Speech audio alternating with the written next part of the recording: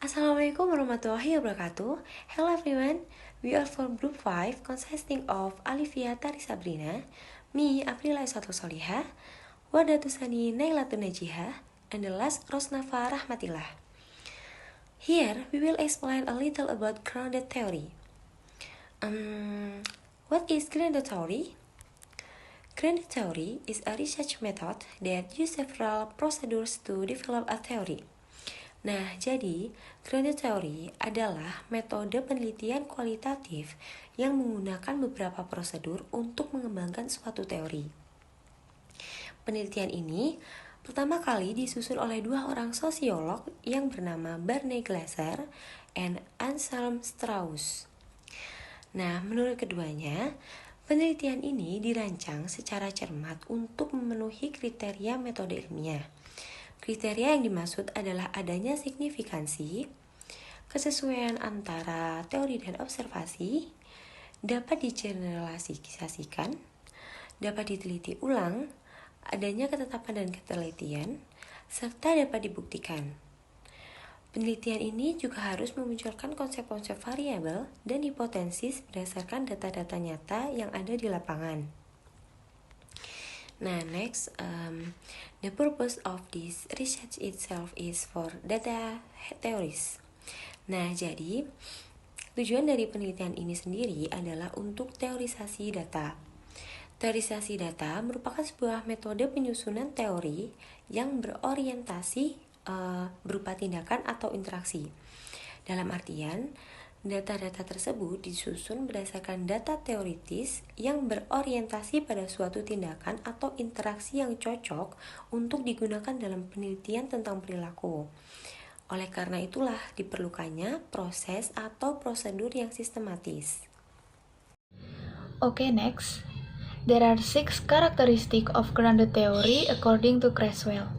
The first is process approach, the second is a core category, the third is theoretical sampling, the fourth is theory generalization, the fifth is constant comparative data analysis, and the last is memos. The first is process approach. Process refers to the sequence of action and interactions between humans and events related to the topic, based on interviews and observation notes. This research identifies actions, interactions, and language transfer as information in the series of understanding the process. Jadi, pada proses approach, dalam penelitian grounded theory, proses merujuk pada urutan tindakan-tindakan dan interaksi antar manusia dan juga peristiwa yang berhubungan dengan sebuah topik. Seperti contohnya, pengalihbahasaan novel Animal Farm ke dalam bahasa Indonesia. Dalam topik seperti ini berdasarkan transkrip wawancara atau catatan pengamatan yang dilakukan pada partisipan.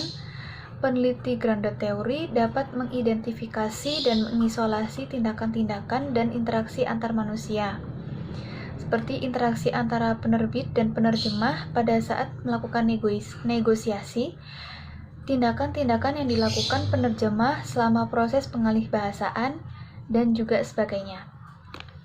Aspek-aspek yang diisolasi ini disebut juga kategori yang digunakan sebagai tema-tema informasi dalam rangka memahami suatu proses. Next, theoretical sampling, where the researchers collects data in the form of interview notes, dialogues, public documents, journals, and reflective researchers. The data collection process is used in the form of observation and interviews. What distinguishes this data collection comes from the qualitative approach to the phenomena collected, where the data of the phenomenon is taking place so that it can know the process to capture the nature of quality. Jadi, pada theoretical sampling, itu sebagaimana lazimnya dalam penelitian kualitatif, instrumen pengumpulan data penelitian grounded theory adalah peneliti itu sendiri. Data-data yang dikumpulkan dapat berbentuk transkrip wawancara, percakapan, catatan wawancara, dokumen publik, buku harian dan jurnal responden, dan catatan reflektif peneliti. Proses pengumpulan data itu dilaksanakan dengan menggunakan dua metode secara simultan, yaitu observasi dan wawancara mendalam atau deep interview. Bentuk data yang paling sering digunakan sebagai peneliti adalah hasil wawancara, karena data seperti ini lebih mampu mengungkapkan pengalaman responden dalam kata-kata mereka sendiri. Hal yang spesifik yang membedakan pengumpulan data pada penelitian grounded theory, yaitu dari pendekatan kualitatif lainnya, adalah pada pemilihan fenomena yang dikumpulkan. Paling tidak, pada grounded theory sangat ditekankan untuk menggali data perilaku yang sedang berlangsung atau life history, untuk melihat prosesnya serta ditujukan untuk menangkap hal-hal yang bersifat kausalitas. Seorang peneliti grounded theory selalu mempertanyakan mengapa suatu kondisi itu terjadi, apa konsekuensi yang timbul dari suatu tindakan atau reaksi tersebut, dan seperti apa tahap-tahap kondisi atau tindakan atau reaksi dari konsekuensi itu berlangsung. Next, constant comparative data analysis. This research is involved with collecting data, grouping data, comparing new information, emerging categories, and these comparisons is inductive data analysis that is used to combine categories by comparing one event to another and one category to another. Jadi, pada bagian ini peneliti dapat terlibat dalam mengumpulkan data, mengelompokkan data, dan membandingkan informasi baru dalam kategori yang muncul. Perbandingan konstan ini merupakan analisis data induktif yang digunakan untuk menggabungkan kategori dengan cara membandingkan suatu kejadian dengan kejadian lainnya, dengan satu kategori lain dan kategori yang lainnya. For the next presentation will be delivered by my friend Alivia Tarisabrina. Okay, and now I will explain about a core category. The research shows what their main category based on theoretical rating and then connect it until there are indicators that show the data. Then connect logical and consistent categories without correction from the data. After that, use a name that describe the central category, continue to refine the concept, and finally include the applicable explanation. Jadi kategori inti dari penelitian yang menggunakan grounded theory ini yaitu seorang peneliti harus memilih salah satu dari kategori inti yang ada dalam suatu teori, kemudian menulisnya dan menggabungkannya dengan kategori-kategori lainnya sampai bertemu dengan indikator yang menyajikan data dari kategori atau data dari penelitian yang dia pilih. Setelah itu dia akan mendescribe mendescribe dalam menggunakan nama, yaitu maksudnya tuh mengganti judul atau nama sesuai dengan kategori inti dari kategori yang dia pilih dan menjelaskannya sesuai dengan konsep yang ada. And then theory generalization.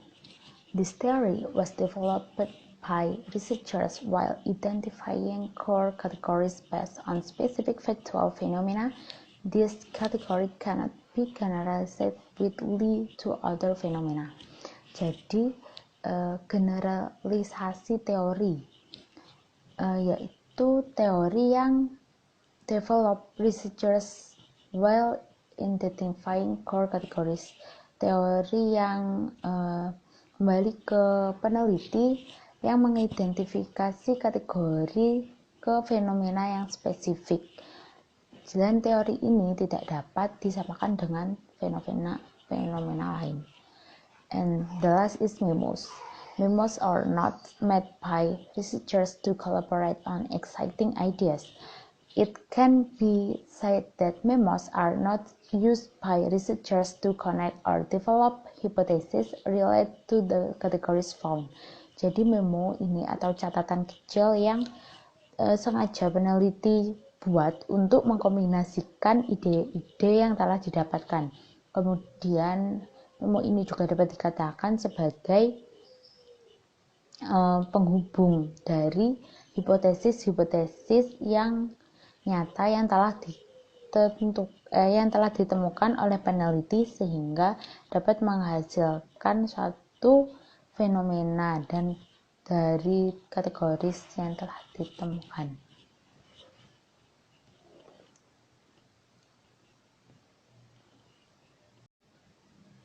Okay, and the last is how to make the grounded theory. If we want to make grounded theory, we must know about the design, the data, the analysis, and the literature. Jadi, ketika kita akan membuat grounded theory itu, kita harus mengetahui desain dari penelitian yang akan kita buat. Kita harus mengetahui kategori-kategori yang terdapat dalam desain tersebut, sehingga dapat memudahkan untuk melakukan suatu penelitian. Kemudian, kita harus mengumpulkan data dan menyusun data tersebut secara sistematis dan rapi. Setelah itu, data-data yang telah kita kumpulkan dan kita susun rapi tersebut harus kita analisis datanya. Jadi ketika menganalisis ini kita dapat memilah-milah dan menggabungkan suatu memos yang kita dapat dan digabung sesuai dengan analisis yang tersedia. Dan yang terakhir adalah pembandingan dengan literatur. Pembandingan dengan literatur yang tersedia ini dapat membuat suatu penelitian grounded theory ini berjalan dengan mudah. And maybe enough from us. We are sorry if there are many mistakes from us. And the last we say you wassalamualaikum warahmatullahi wabarakatuh. Well, the next is the step of method grounded theory. Jadi selanjutnya adalah tahapan metode grounded theory. Nah, prosedur riset kualitatif dengan menggunakan metode grounded theory terdiri dari beberapa yang dilakukan secara simultan. Adapun tahapan tersebut dimulai dengan tahapan perumusan masalah sampai terakhir yaitu penyimpulan dan penulisan laporan riset. Yang pertama adalah tahapan perumusan masalah. Perumusan masalah dalam riset grounded theory disusun secara bertahap. Nah, rumusan masalah pada tahap awal sebelum dilakukan pengumpulan data adalah bersifat lebih luas atau umum dengan maksud rumusan masalah tersebut digunakan sebagai pedoman dalam kegiatan mengumpulkan data. Setelah data yang bersifat umum itu telah dikumpulkan, kemudian rumusan masalahnya semakin dipersempit dan lebih berfokus pada sifat data yang dikumpulkan dengan maksud sebagai pedoman dalam menyusun teori. Nah, masalah riset mengumpulkan bagian integral dari metode sebagai langkah penting pertama dalam urutan kegiatan riset. Nah, ciri-ciri rumusan masalah dalam riset grounded theory adalah yang pertama berorientasi dalam pada pengidentifikasian fenomena yang diteliti. Yang kedua, berorientasi pada proses dan tindakan yang diteliti. Dan yang ketiga, mengungkapkan secara tegas mengenai objek yang akan diteliti. Nah, adapun juga tahapan kedua adalah tahap pengujian kajian teoritis. Riset kualitatif dengan metode grounded theory tidak bertujuan untuk menguji kebenaran suatu teori, dan tidak terpengaruh oleh kajian literatur, juga tidak bertumpu pada berbagai variabel yang berasal dari suatu teori, karena akan dapat menghambat adanya pengembangan rumusan teori baru. Nah, penelitian dalam riset yang menggunakan metode grounded theory belum memiliki pengetahuan mengenai objek yang akan ditelitinya, termasuk jenis data dan berbagai variabel yang kemungkinan akan ditemukan. Nah, tahapan ini diadakan perbandingan teori yang muncul dari hasil riset dengan teori yang ada dalam literatur. Dalam hal ini dilakukan kegiatan membandingkan kerangka kerja yang bertentangan dan kerangka kerja yang selaras. Nah, perbandingan ini dimaksudkan untuk menyempurnakan definisi, konstruk, dan meningkatkan validitas internal maupun untuk meningkatkan validitas eksternal. Nah, metode yang dapat digunakan dalam proses pengumpulan datanya adalah metode observasi dan wawancara secara mendalam, yang secara umum tidak jauh berbeda dengan metode observasi dan wawancara pada riset kualitatif lainnya. Hanya saja ada beberapa kriteria khusus yang membedakan metode pengumpulan data pada riset kualitatif grounded theory dengan riset kualitatif lainnya, yaitu letak pada pemilihan fenomena yang dikumpulkan. Nah, observasi dilakukan sebelum dan selama riset berlangsung, yang meliputi gambaran umum, suasana kehidupan sosial, kondisi fisik, kondisi ekonomi, dan sosial yang terjadi. Nah, wawancara mendalam dilakukan secara langsung dengan informan secara terpisah di lingkungannya masing-masing. Nah, wawancara akan dilakukan dengan informan yang dianggap berkompeten dan mewakili. Kemudian tahapan selanjutnya adalah tahap pengumpulan data dan penyampelan. Nah, riset kualitatif dengan metode grounded theory menggunakan si peneliti sendiri sebagai instrumen pengumpulan datanya.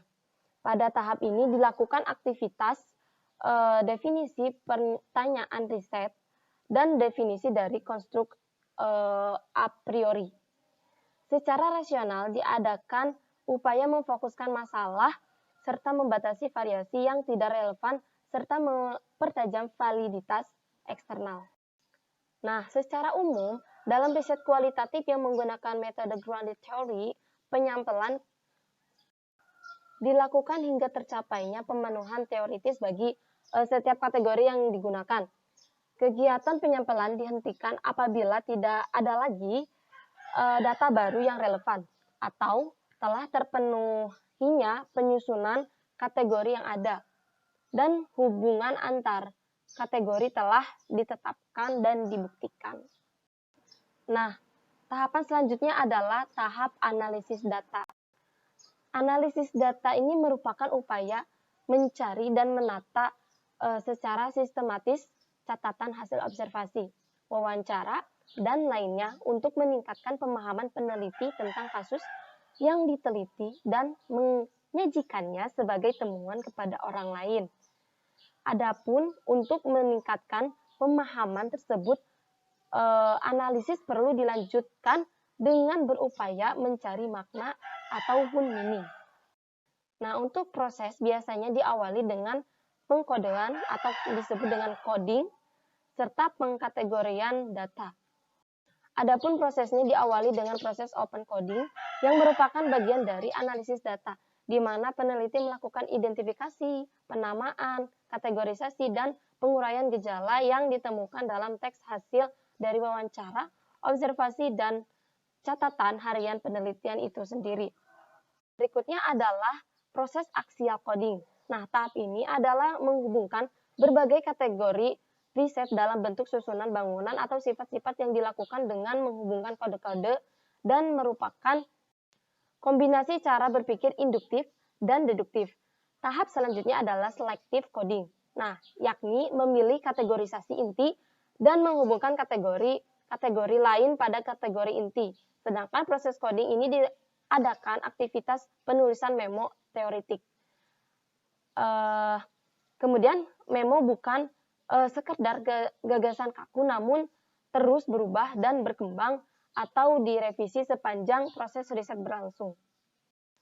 Kemudian tahapan selanjutnya adalah tahapan penyimpulan atau penulisan laporan. Nah, tahapan pengambilan simpulan pada riset kualitatif dengan menggunakan metode grounded theory tidak didasarkan pada generalisasi, tapi lebih ke spesifikasinya. Nah, riset grounded theory ini dimaksudkan untuk membuat spesifikasi terhadap yang pertama adalah kondisi yang menjadi sebab terjadinya suatu fenomena.